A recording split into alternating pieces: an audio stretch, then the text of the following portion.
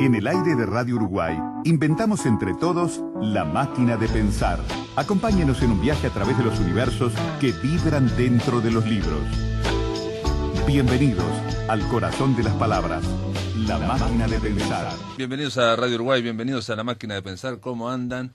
20:01 arranca la máquina de pensar hoy lunes, en una semana, una semana especial, una semana dedicada a un escritor uruguayo que ya vamos a mencionar. Tenemos a Gonzalo Gervás ahí en controles de emisión, nos está saludando, a ver si nos saluda, muchas gracias, ¿cómo le va? Tenemos al Flaco Germán en la puesta a punto, aquí en esta semana, amigos, dedicada a la máquina de pensar. Supongo yo que todo el mundo va a hablar del partido que va a ocurrir mañana martes, pero también se pueden hablar de otras cosas durante toda esta semana. La idea es conversar en torno a un escritor, a alguien que ha escrito novelas, cuentos, poesía, letras de canciones. Me refiero a Enrique Estrázulas. El señor Enrique Estrázulas ha escrito poesía, ha escrito novela, cuentos y ensayo, y teatro también. Tiene una obra de teatro, Borges y Perón, que vale la pena leer, yo la leí hace 2 o 3 días y vale la pena leer porque es muy, pero muy entretenida, un encuentro ficticio entre nada menos esos dos personajes, Borges y Perón. Pero bueno, vamos a tratar de hablar durante toda la semana. Enrique Estrázulas lo tratamos de titular la semana, Tatuado en la soledad, anclado en el paraíso, 2 versos espléndidos de ese poema llamado Pepe Corvina, del cual obviamente hablaremos también, por lo menos mañana. Pero bueno, para abrir la semana, para hablar del genio y figura de Enrique Estrázulas, le damos la bienvenida a un periodista, escritor, productor, a un hombre de radio, de televisión, Ignacio Nacho Suárez. ¿Cómo andás, Nacho? Orgullosísimo de estar del otro lado del programa, del otro lado del micrófono. Fantástico. Además, si se necesitaba algo para hablar de Enrique y su poesía, se completó. Muy buena producción tenés con La lluvia de hoy. Ah, sí, ¿no? Claro, la lluvia, ¿no? Claro. Fantástica la producción. Exactamente, la lluvia es un elemento en la narrativa y en la poesía de Enrique Estrázulas, de la misma forma que el mar también es un elemento, o de la misma forma que, por ejemplo, el Prado, ¿no? El Prado, el Paso Molino, es otro... Punta Brava o Carreta. Punta Carreta, sí. El guindado oriental. El guindado, seguro. Tiene que ser guindado, claro. Nacho Suárez, sos amigo, sos aparte poeta, tiene que ver, tiene trayectorias de alguna forma afines, junto con Enrique Estrázulas. ¿Cómo fue que lo conociste? Allá en la alborada de la historia, no sé, en la prehistoria. Creo que nos conocimos, no me acuerdo. No, pero yo integré durante muchos años la comisión de la Feria del Libro, de la llamada popularmente Feria de Nancy. Claro. Cuando estaba allá por los años 60, comienzos de los 60, en el atrio municipal, cuando todavía no tenía piso, entonces había que traer camiones de pinochas para hacer un piso acolchonado. Me acuerdo del el polvo de la cultura, era impresionante, una pequeña salita, y allí, allí creo que nos encontramos, como con tantos otros, incluyendo el propio Netti, ya que hablamos de Enrique, es como inevitable hablar de Onetti y de Borges, ¿no? Y de Vallejo. En realidad no. Y Citarrosa también, ¿no? Sí, Citarrosa, sí, porque Enrique, entre otras cosas, fue hasta representante de Citarrosa. Ah, mirá, no sabía. Onetti decía que en realidad Citarrosa tenía que ser representante de Estrázulas. Y con Nancy, ¿no? Con aquellos años fermentales, con aquella un hada padrino, un hado padrino que fue Vallejo. Vallejo es un poeta que ha hermanado a mucha gente, y entre ellos a nosotros. ¿A César Vallejo? Sí. Porque se conocieron, digamos, por la teníamos la afinidad, sí. Es decir, César Vallejo fue, creo que sigue siendo todavía una especie como de código, ¿no?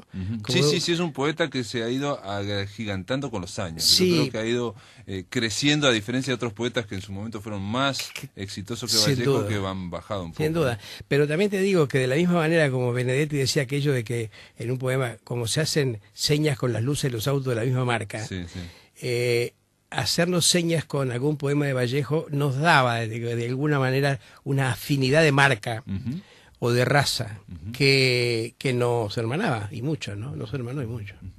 Y obviamente seguiste la trayectoria de Enrique, digo, Hemos ido viviendo juntos. Te digo más, nosotros viviendo juntos físicamente. Es decir, en algún momento yo pasaba algunos días en su casa, él en la mía. Él vivía allá en la Rambla, en Punta Brava o Carreta. Yo vivía en Carrasco en aquellos años. Y hemos compartido muchas cosas. En un libro que se llama Casi Tango, Poemas Rotos, la editora Galuso de Rumbo Editorial, que este es tuyo, Casi Tango, Poemas sí, Rotos. entendió que en vez de prólogo era bueno poner, o le pareció interesante poner poemas que amigos me han escrito. Y hay uno de Enrique Strázulas del libro Caja de Tiempo que se llama Llega Ignacio Suárez, que te lo voy a leer solamente para contestarte lo que me estás preguntando. Perfecto. Dice: hoy me he puesto a escribir con calma chicha, pensándote de a poco, y recorriendo todo mi ser, los viejos cigarrillos, el alcohol que me falta, la hembra lejos. Todo camina en círculos iguales frente a la lluvia vertical y al trueno, al tufo removido de los caños, al arco iris que no está. Te veo agotando el silencio de los bares, masticando comida, fatigando mujeres. Te veo más allá, quieto y con frío, sufriendo las ciudades como sea. Te presiento llegar hora tras hora, habitando tus pasos memoriosos que vienen con su reloj atado y su corbata, sus kilos oscilantes, sus pantalones. Llegan con Ignacio sus ganas de olvidarse, su exacta voz, el último diciembre. Y el último diciembre al que hace referencia fue un diciembre muy importante para él y para mí, porque acaeció la muerte de su madre. Después de muchísimo tiempo, una enfermedad que la mantenía aislada en su propia casa, era la habitación oscura, ¿no?, donde estaba la mamá esperando ese momento que no llegaba nunca, y llegó al fin. Y entonces, bueno, compartimos ese momento tan duro para él, en una mezcla muy rara, porque nosotros tuvimos además una especie de asociación creada por un personaje absolutamente maravilloso, que uno de los locos queridos, ¿no?, de los locos tan queridos, Juan Zorrilla, el violinista, que integrábamos el SIM, que era una organización que enfrentaba al Kaiser. Es una cosa muy loca, donde estaba, entre otros, qué sé yo, Rolando Fayet. Exacto, el almirante Zorrilla se hablaba, ¿no? Rolando Fayet me lo contó. Ahí está, bueno, querido Rolando. Entonces, sí. claro, ha sido una vida llena de duendes, ¿no? Y ahí está esa, digamos, esa debilidad, si se quiere, que aparece en los libros de Strázzula, por esos locos lindos, por esa especie de surrealismo total, que existe, de gente que, digamos que, bueno, no le falta un tornillo, claro, o que vive en una ficción. Es claro, pero en una ficción que se mezcla mucho con la realidad, hasta el punto de que en el velorio de la madre de Enrique, ahí la asociación vino por ese lado, a mí me presentaba ante las autoridades reales que llegaban al velatorio como lo que era para el SIM, que era el presidente Ignacio III Suárez de Rocha, presidente vitalicio de la isla de Pascua. Y entonces los embajadores de verdad o los ministros de verdad decían: vio que llegó su excelencia, decían, ¿no? Por lo general yo venía de la isla de Pascua en submarino y lo dejaba estacionado en la pileta de Trubil. ¿Y el SIM qué era? ¿Era servicio? El servicio de inteligencia militar. Sí. Y ahí estaba también el tema de Zorrilla, el almirante Zorrilla. El almirante Zorrilla formaba parte, era un elemento fundamental del SIM. Que era alguien que realmente tenía problemas de delirio, ¿no? Sí, quizá un poco más pronunciado que el de nosotros, pero que hablaba en serio. Pero hablaba en serio, y además tenía un gran humor, Bueno, no solamente Rolando Fayet, ese queridísimo amigo, sino también jugadores de fútbol. Que Rolando me contó también algo parecido a lo que me acabas de contar vos, que digamos, yendo a Cuba, cuando estaba embajador Enrique Strázulas en Cuba, él lo visitó y lo presentaba como embajador de la isla de Pascua o algo así para alguna gente. Sí, ha sido ese, y ahí hay mucha gente, es decir, no solamente están los locos declarados, sino nosotros que quedamos encerrados pero del lado de afuera. Claro, claro, claro. Claro. Y ahí estamos hablando, digo, por un lado de esa fantasía, ¿no? Esa ficción que está en sus libros, en Pepe Corvina y en otros más, ¿no? Esos locos a la manera de Roberto Arlt también, ¿no? De que están como en conspiraciones mundiales, ¿no? Echándole sal a la vida, ¿no? Sí. O sea que no, huyendo de la rutina. Y por otro lado, el humor, ¿no? El humor. El humor. Tú sabes que con Enrique bien podría ajustarse a su vida y a su obra aquello que alguien planteó a propósito de García Márquez, ¿no? Que creía que era un gran escritor hasta que fue a Colombia y se dio cuenta que era un gran cronista. En realidad, conociendo la vida que llevamos, Interesante, interesante. todos los asuntos que aparecen en la obra de Enrique están en su vida. De alguna forma. O sea Sí. que no es tanto la ficción o la fantasía Sino, desmedida, sino que tiene hay... la gran capacidad de la recreación, ¿no? Pero presentando, creo que Claroscuros o su última novela, yo le recordaba a la gente que estaba allí, especialmente a los críticos, que desde Pepe Corvina, en aquel niño que miraba asombrado y escuchaba el diálogo entre aquel pescador que venía con el mapa del paraíso y su padre y su tío que no creían. Sí, Es decir, sí. habían dos personas en ese cuarteto que sí creían, que era Pepe Corvina y él, y Claro. Enrique. Y Enrique creo que todavía su obra, si algún justificativo debería tener, es la de que sigue buscando ese paraíso.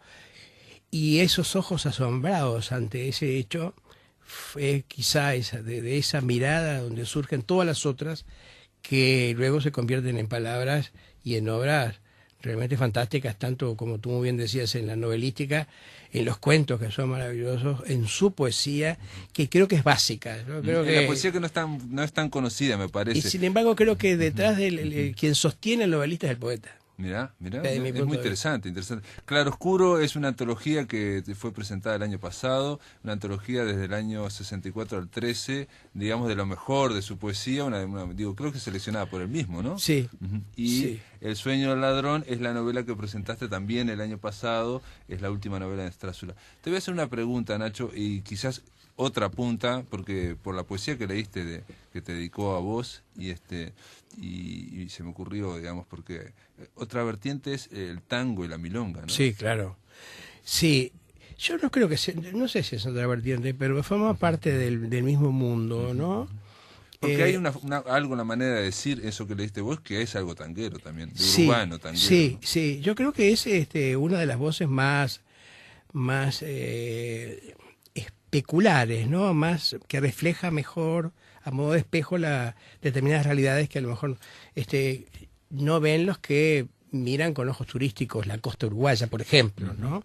Mira, ¿Qué yo quiere decir eso? A ver, por explícamelo, esto, explícamelo. te voy a explicar con, Gente que con ve una la carta costa que le mandé a Enrique. A ver, dale. El resto no es silencio, Enrique, y tú lo sabes. La palabra golpeada en su yunque, en su sombra, ecos de voces vivas, de alaridos o quejas o llantos o susurros, de solos de violín o lluvias. Lo demás no es silencio, ni en esta noche del sur montevideana en la que solo escribo solamente para decir tu nombre, hermano de la vida, de palabras peleando tu luz contra el olvido. Con tu paso cansado pero andando, sobrevolando insomnios o baldíos, resaca de la costa marinera, dibujando tus versos de madera y humo, de nube o de viejos mostradores de bares o almacenes, con caballos alados girando como de calecita bajo ese cono azul interior muy íntimo o secreto con aires de bandoneones, mejor dicho, de fuelles asmáticos, tristísimos, oliendo al rancio orín de tus paisajes, esos sueños amarillos como copas de asuntos postergados y de nombres de mujeres de cabellos difusos como el color del río, como mar. Como ves, no es la fotografía a todo color de la costa turística. Es la resaca, es el baldío, es el perro aullando en la noche de las soledades poblada de mujeres. Es el sentir la erosión del tiempo, es el tiempo Es el que tango, pasa erosionando. es el tango también Y el canto a lo perdido. desde el punto de vista de Montevideo. El canto a lo perdido. Porque no estamos acostumbrados a vincular el tango con Montevideo, me parece, ¿no? O sea, está como muy vinculado con Buenos Aires. Lo me que parece. sucede es que los hermanos argentinos han podido hacer, han podido redondear un producto Claro. que han vendido muy bien al mundo, que se llama justamente tango argentino. Pero está también... Este tango que estás hablando vos, ¿no? Digamos, por esta visión del tango de la costa uruguaya o de la Sí. costa montevideana, Sí, diría, ¿no? que es totalmente distinto Sí, sí, al de sí. Buenos Claro. Aires, Y ¿no? que no es, digamos, las playas de Montevideo famosas, No. sino al contrario, estos pescadores que incluso existen ahora, ¿no? Totalmente, claro. Son los mostradores compartidos, pero además desde una visión de la cultura, ¿no? Si es que hay algo que no sea cultura. Pero creo que por eso ese vínculo que teníamos de alguna manera con Vallejo, un vínculo muy de vasos comunicantes, muy subterráneo, muy esencial, o con Onetti, o con Borges. Por ejemplo, yo a veces le veo un aire también, por ejemplo, con Horacio Ferrer. Sí, claro. Con un Horacio Ferrer que de cualquier manera maneja, que también le debe mucho, y lo hemos hablado porque somos hermanos de toda la vida con Horacio. Tanto es así que el tema de los locos lindos, por ejemplo, el tema urbano. Sí, de cualquier manera, Horacio creo que ha tenido, si hubiera seguido viviendo entre nosotros, me da la sensación de que hubiera tenido un verso más positense, Ujú. porque la luna de Horacio rueda por Callao. Y no solamente rueda por Callao, sino cuando sale de su casa sale por Arenales. Es como si acá dijera, salgo por Juan Benito Blanco. La luna de Enrique es un poco más, tiene un poco más de suciedad nocturna, más de lo que Piazzolla llamaba roña. Claro, claro. Fíjate que, por ejemplo, Horacio, que aparece también en el prólogo de este libro con un poema, porque ha sido una hermandad compartida. Horacio Ferrer te dedicó otro poema a vos. Sí, dice, que para Ignacio Suárez se llama, dice, delata el alba grapa de gaviota, vertida alcohol a mares en su vaso. El crédito de un beso es la derrota y lo hace vencedor ya vuelto a brazo. Al sur aún su voz remueve el mazo y allí los naipes piensan, ¿qué es la suerte? Dice polianamente, él no hace caso, el bien y va a su gusto de la muerte. Festeja así, al morirse un vasto trazo, la estela que arma el ala sobre el cielo, aquel de Dios o el cielo raso de su bulín de poeta que en el suelo de su único zapato brinda el lazo de amores a su ser de puro vuelo. ¿Viste que hay diferencia? Sí, diferencia, de acuerdo. Me da la sensación de que en Horacio, que es un gran poeta, sin duda, existe más un compromiso con la metáfora que con esta realidad recreada, en algunos casos hasta dolorosamente, en esa visión existencialista, creo, de Enrique Estrasura, que se junta ya en aquellas noches y en aquellas juventudes un poco con la náusea sartreana y con un Onetti que ha también marcado bastante un mundo que el propio Onetti auguraba desde el primer libro de Enrique que era alguien que tenía cosas para decir, ¿no? De todas formas, Onetti y el tango se lo separan los académicos, porque digo, para mí está muy vinculado. Onetti es una especie de tango en la literatura. Pero también, totalmente, ¿no? tú sabes que creo que por generosidad... No se lo menciona tanto, pero en realidad está impregnado por esa visión, ¿no? Absolutamente. Aunque él no hable de tango muchas veces. Pero adoraba el tango. Mira, sí, pero está la visión, digamos, ¿no? Yo soy, generosamente, por parte de la Academia del Tango de la Argentina, catedrático correspondiente, y me pidieron para hacer una charla, una conferencia. A diferencia de Montevideo, que te dicen máximo 15 minutos, ya te dicen mínimo una hora. Y tenía que hablar a los tipos que andan con su propio libro debajo del brazo. Claro. Y muy atrevidamente Onetti me señaló el tema, porque una noche le pregunto qué tango les gustaba más y por qué. Y me dice de Gardel, porque para el tango, para él Gardel el tango y la Gardel, Sí, sí. eso es donde el mago le da una mano de bleca a un coso. Entonces, eso es más Sonetti imposible. Entonces, salí a buscar cuáles sean los tangos donde el tango le da una mano de bleque a alguien. Y entonces surgió el título de la conferencia que se llamó El humor como herramienta ética del tango, como instrumento ético del tango, apuntando a que el tango le da una mano de bleque a aquellos que no honra padre y madre, se olvidaron de los suyos, Claro. se olvidaron Los hipócritas, los que suben, ascienden socialmente pisando cabeza. Sí. Es decir, hay toda una concepción muy clara de la ética, quizás hasta barriotera, para usar un término de un lunfardo más uruguayo, que está presente permanentemente en el mundo netiano, ¿no? Hasta en el humor.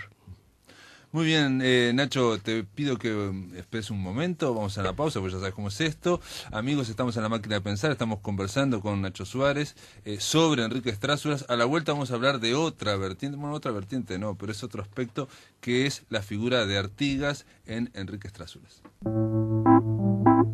En el aire de Radio Uruguay, La Máquina de Pensar.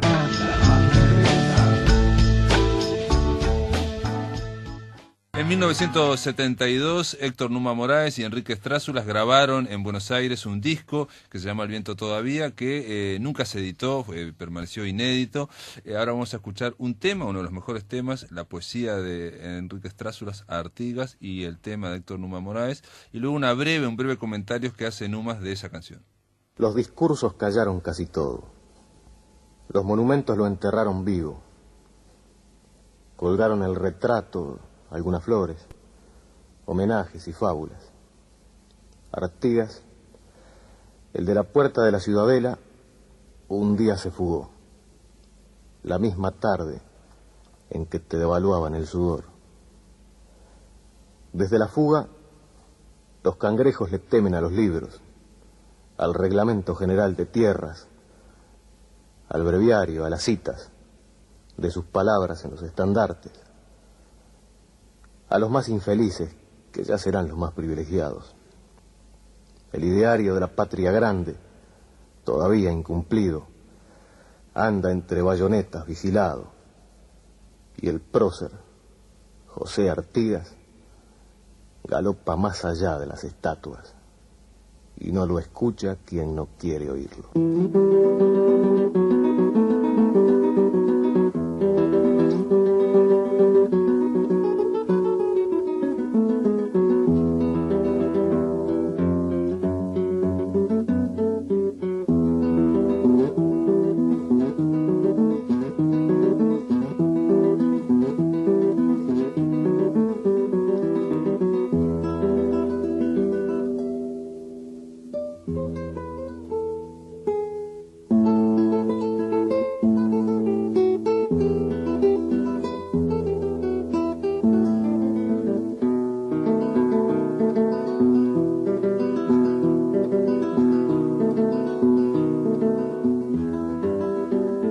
Arrimara un caballo, seguro que volverías del ostracismo a tu rancho, trepando por la cuchilla, con la melena nevada, desdentado por los siglos de taperas y nostalgias, pisando terruño firme, con la tacuara más alta que la media luna Artigas.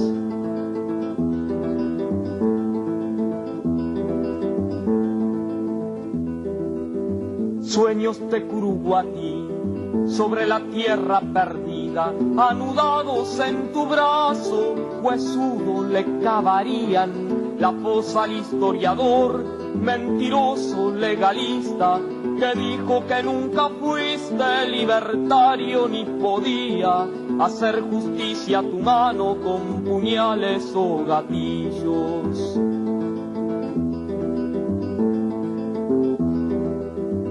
Por aquí levantarás polvaredas perseguidas, matrero te llamarán una vez más y tu vida tendrá precio general, pero tendrás quien te siga, la patria grande será desenvainada cuchilla, silbará el viento en la cruz.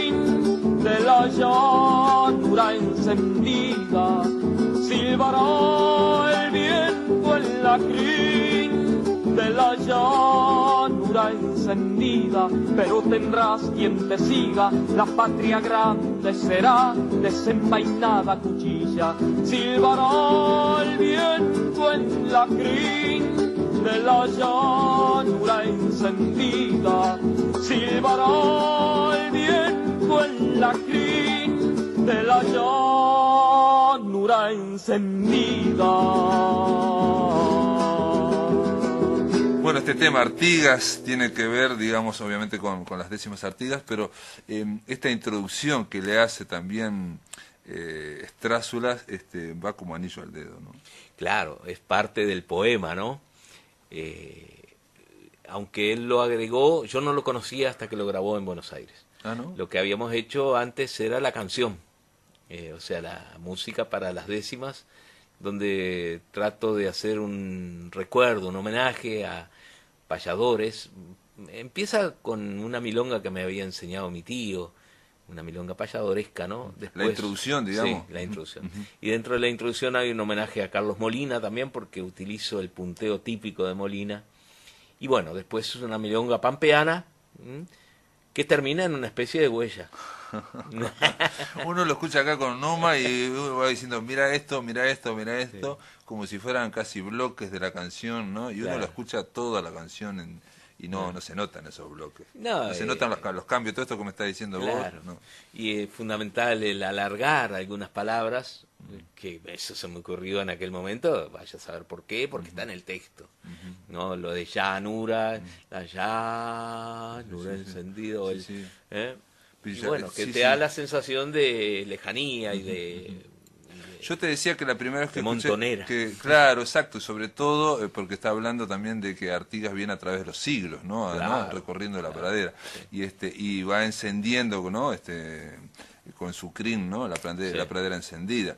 Y yo te decía que la primera vez que lo vi me pareció como que estabas alargando demasiado, digo, un sello tuyo, ¿no? De tu estilo también, ¿no? Que es a veces alargar las... Sí, pero en este caso es el texto que te lleva a interpretar el texto, y si es llanura, como en este caso, que se convierte en una especie de huella o un ritmo basado en la huella de pronto, es como La Patria Compañero, más o menos el mismo ritmo.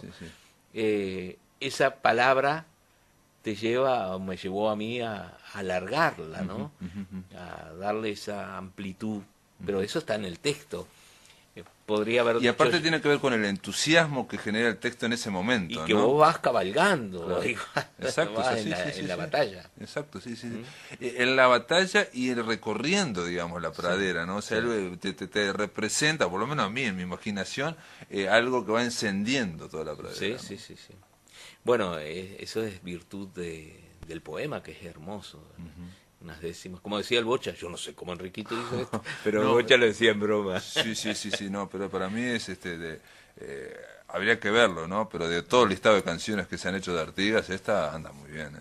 Es un gran poema de Enrique Pá, sí, y el poema lo que dice al comienzo también. Bueno, la introducción de alguna forma, y hay que pensar que esto fue escrito en el año 72 o 71, tiene que ver con el tratamiento de la figura de Artigas, que se le deparó después, 40 años después. Lo que él dice, ¿no? De tratar de huir del bronce, todo eso que está diciendo ahí, en el 2011 era el gran planteo, cuando hablé yo con los historiadores, que era cómo sacarlo a Artigas del bronce, ¿no? De esa solidificación, ¿no? Claro. Y el tema de sacarlo y que vaya recorriendo la llanura, ¿no? Que esté en movimiento, es un espléndido poema. La verdad que sí. Estábamos conversando ahí con Numa Moraes, Héctor Numa Moraes, fuimos a la casa, lo grabamos y estuvimos comentando, pasando un par de temas y escuchando el comentario de él en torno a este disco inédito que se llama El viento todavía, de 1972, que quizás podría editarse como se editan las cuestiones, discos en plan registro. Nacho Suárez, gracias por estar acá en la máquina de pensar, a aguantar estos minutos. Para... Como dice el español, me hacía ilusión venir. Pasar de oyente a a estar acá en la rueda. Nacho, este disco obviamente vos lo conocías, conoces toda esa historia de esos movimientos que había, obviamente en el año 72, años muy movidos. Estamos hablando también fuera de micrófonos, Nacho Suárez sigue contando anécdotas unas tras otras, ¿no? Impresionantes, en torno a vos decías de esa especie de barra donde está Rolando Fayette, y donde estaba Citarrosa o Juseca, en fin, una serie de gente. Claro. El propio Netti, ¿no? Don Paco Espino. Y sí, eran épocas muy fermentales también, ¿no? Eran épocas donde de alguna manera tenías que estar. Es más, tan fermentales que en una canción que al final que le gustó mucho al flaco y que la cantó también en Citarrosa, que se llama Poeta al Sur, que está dedicada a Enrique, fíjate que estábamos de alguna manera, porque hemos tenido, como todos los amigos, días buenos y días malos, ¿no? Sí, alguna Poeta al Sur, que es Enrique Strázola, que dice, ¿por qué estás vivo? Nosotros teníamos un... Perdón, ¿quién la escrita por vos? Esto es escrita por mí, musicalizada por Yamandú Palacios, cantada por Alfredo, por Yamandú en el primer long play de 72. Estamos hablando de esa misma época. A ver. Porque estás vivo y al sur, entre los muertos y el mar, y canta tu corazón cuando quisiera llorar. Llorar por eso de andar solitario y sin saber en qué verso has de beber la lluvia azul del atardecer. Vienes de barcos que están pintados sobre la piel, unos queriendo zarpar, otros queriendo volver. Volver sin andar el mar, gastados de andar y ser versos, barcos de papel, ocaso azul antes de amanecer. Y en el andar hacia vos, por esas calles estás herido de bandoneón, enfermo de eternidad. Desnudando el corazón, golpeado de realidad, soñando lunas tendrás la luna azul de tu tiempo y el mar. Estaba reclamando de alguna manera una participación más activa, más cercana, menos teórica. Desnuda el corazón, golpéate de realidad, porque entre otros hasta el viejo Atahualpa nos decía, tú piensas que eres distinto porque te dicen poeta y tienes un mundo aparte más allá de las estrellas, vete a mirar los mineros, los hombres en el trigal y cántale a los que luchan por un pedazo de pan. Y seguía el tipo, gris oficio el de poeta, deber y culpa tal vez, andar y ser de sombra y luz, surco en el aire y sentir que solo cantando, que solo en el dolor aprendemos a morir, que solo de andar cantando y en el amor aprendemos a vivir. Hasta con él teníamos esas cosas de participación. Y Numita, que ya venía dando palo fuerte desde su llegada, el milagro de Curtinas, por eso se dio ese disco también, ¿no? Sí, ese disco que quedó inédito y bueno, quedó ahí como anclado. Tú sabes que hace algún tiempo yo le decía al maestro Testoni que ellos habían ligado fenómenos, porque formaban parte de una generación que no les daba vergüenza participar de la vida y tratar de que es decir, que sentían, como creo que nosotros volvimos a sentir después, que nuestra misión era meternos en la vida intentando hacer de esto una vida mejor.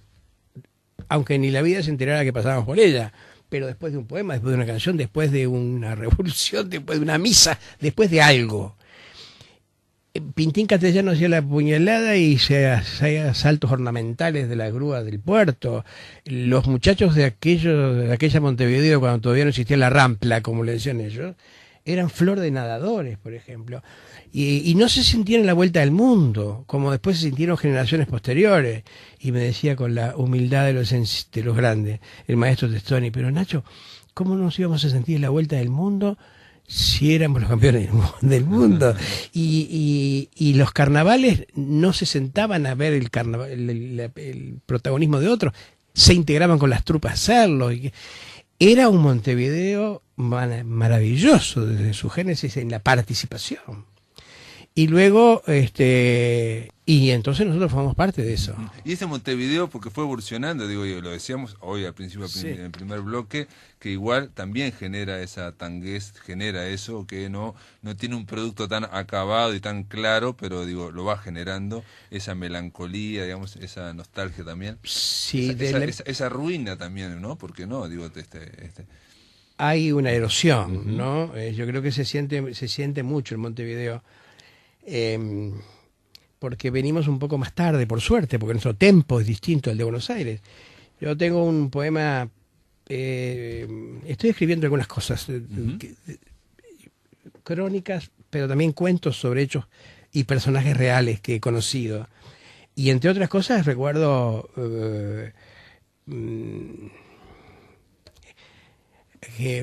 a Borges diciendo que él cuando venía a Montevideo se quería quedar siempre en el Hotel Cervantes porque se reencontraba con aromas de su infancia que Buenos Aires ya no tenía. Claro.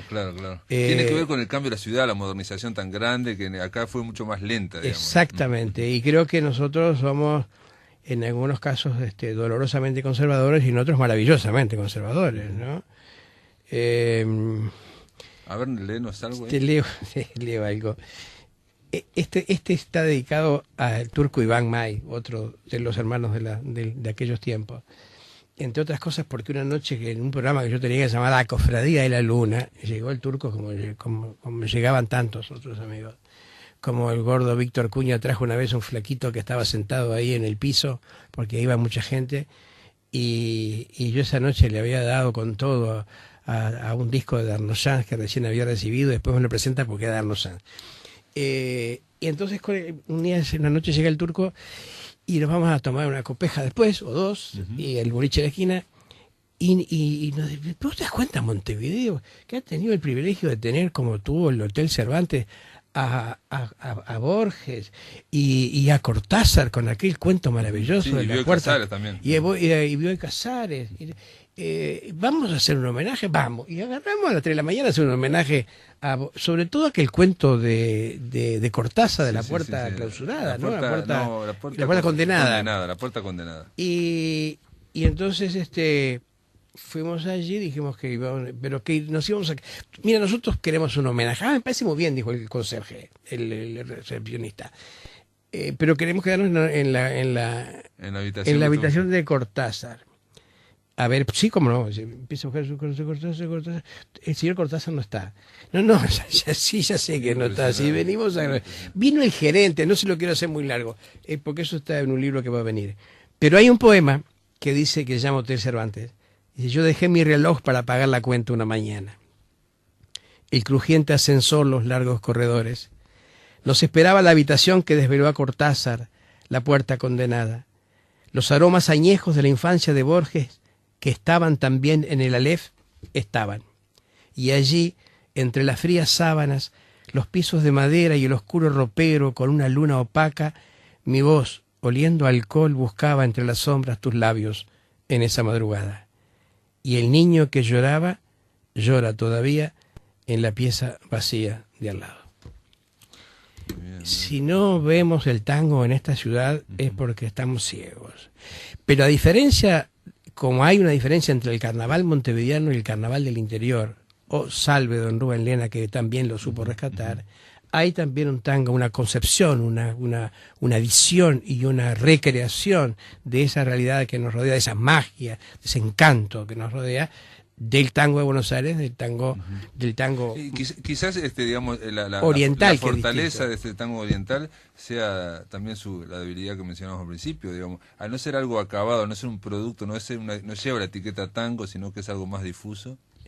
Totalmente de acuerdo contigo, porque hay un tango, por ejemplo, María la de Buenos Aires, no María de Buenos Aires, porque mi María fue anterior a la de Horacio, que dice: los ojos dorados y verdes de María, como en los humos de su isla Maciel, me contaban de los cabellos de oro de Eva Perón, y entre botellas de ginebra y fasos, besos apresurados, y botellas de cóctel Molotov, lo lindo que sería amarnos, me decía en Suárez y Necochea, bajo una lluvia de negros bandoneones y de las rojas banderas de la Revolución, decía. Y después de tanta noche, todavía, recuerdo sus ojos como barcos, su cuerpo de guitarra, María, tu rosado pezón. Nacho Suárez, gracias por estar acá en La Máquina de Pensar, gracias por ayudarnos de alguna forma gracias a iniciar esta semana dedicada a Enrique Strázulas. Y lo bueno, digamos, de hablar de escritores como Strázulas, que es lo bueno de hablar de escritores, es que generan otros temas, otras cosas. Podemos hablar de tu poesía, podemos hablar del tango, eso es lo lindo, ¿no? Sí, y te agradezco muchísimo porque nosotros que hemos sido siempre tan generosos con los de afuera y tan duros con los de adentro, que tengamos aquí un foco de resistencia como es este, al cual me pliego diariamente cuando puedo, es una buena noticia. Gracias por estar acá, Nacho. Gracias a ti. En el aire de Radio Uruguay, La Máquina de Pensar. Amigos, continuamos aquí en La Máquina de Pensar, son las 20:46, ya se fue Nacho Suárez y ahora le damos la bienvenida a otro escritor, al poeta Andrés Echavarría. ¿Cómo andas, Andrés? ¿Qué tal? Muy contento de estar de vuelta acá contigo. Andrés Echavarría en este caso no viene para hablar de literatura, de sus libros, ¿no? De sus investigaciones, sino que venís por otro motivo, te invitamos porque se va a hacer el lanzamiento de una nueva fundación, la Fundación Juana de Ibarburu. Exacto, sí. Entre paréntesis, 2 segundos para felicitarte por la idea de dedicarle la semana a Enrique Strázzula, un escritor referente de todos nosotros y admirado por todos nosotros, como narrador y como poeta también, un poeta que... Sí, mañana vamos a hablar con Álvaro Ojeda de la poesía, pero a lo largo de la semana hablaremos también, con él mismo también, porque creo que hoy quedó bien perfilado, pero hace falta más hablar de la poesía, ¿no? Sí. Viste que Nacho Suárez dijo que para él el narrador se origina en el poeta. Bueno, yo una vez le pregunté a Strázzula, le digo, ¿y qué pasa? ¿Por qué la poesía quedó en aquella época y no has vuelto?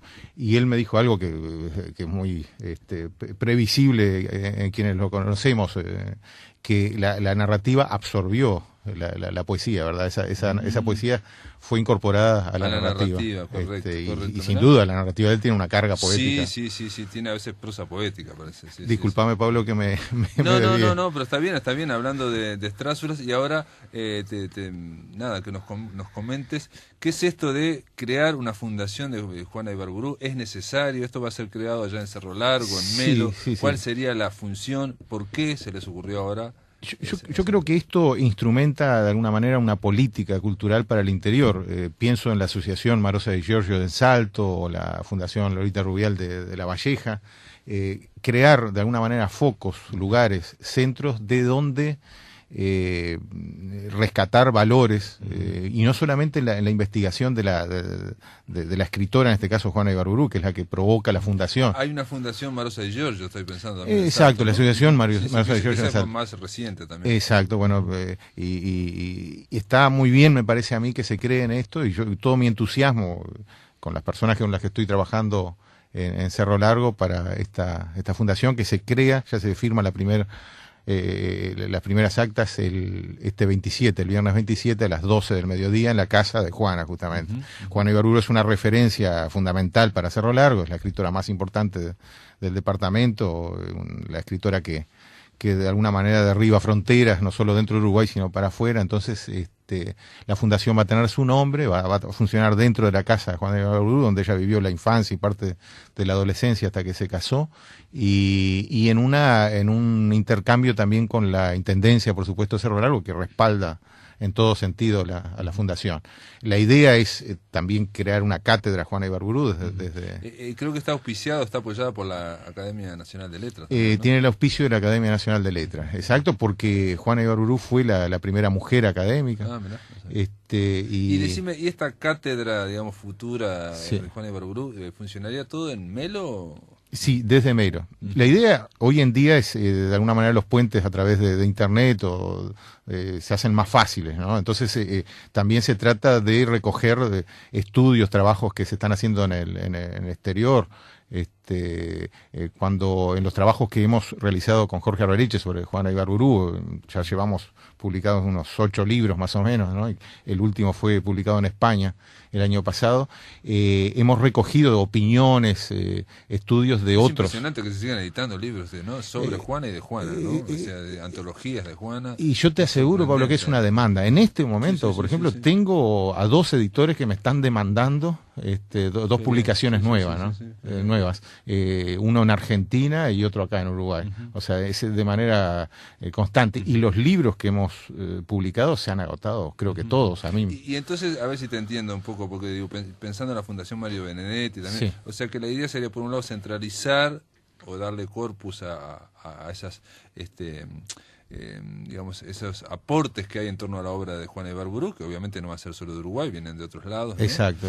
Y por otro lado, promover los valores de Cerro Largo. En el caso de Juana Ibarburu no es una escritora que haya que promoverla mucho, porque ella misma con su poesía se va promoviendo. Sí, digamos, pero, ¿no? pero digo, la pregunta es también, en Cerro Largo hay otros poetas, hay otros escritores ahí. Digo, la idea es como que eso sea un faro de literatura. Y no solo de literatura, porque también vamos a tratar de estimular a los pintores, que son muchos, y hay toda una escuela de pintura creada sobre todo en referencia a Llanos, a Carlos Llanos, el pintor Carlos Llanos, a su vez discípulo de la Escuela Torres García.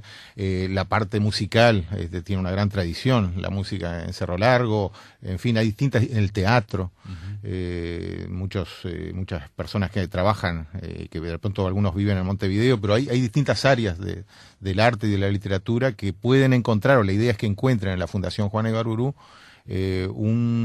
una promoción y un respaldo para la actividad que hace. En Melo, en la casa de Juana, creo recordar, yo fui 2 veces por lo menos por ahí, tenía algunas actividades que no que estaban vinculadas con la cultura, a veces pasaban cosas que no necesariamente fueran de Juana Ibarburu, pero se daban ahí. Sí, ahí viene funcionando la Asociación de Escritores de Cerro Largo. Esto, la idea es darle una mayor amplitud, de alguna manera, y va a tener también un mayor respaldo. En todo sentido. Y en el caso, por ejemplo, estoy pensando en la Fundación Marosa Di Giorgio en Salto, genera concursos, un concurso bianual muy importante, con un premio muy importante, aparte es internacional. Sí. Ahora en agosto va a ocurrir de nuevo. Bueno, uno de los proyectos conversados trata de eso, también de crear un concurso anual. O sea, tenemos sobre la mesa... ¿Poesía sería?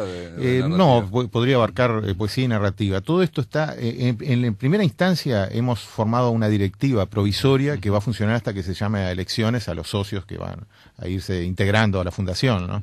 Pero sobre la mesa tenemos un montón de proyectos.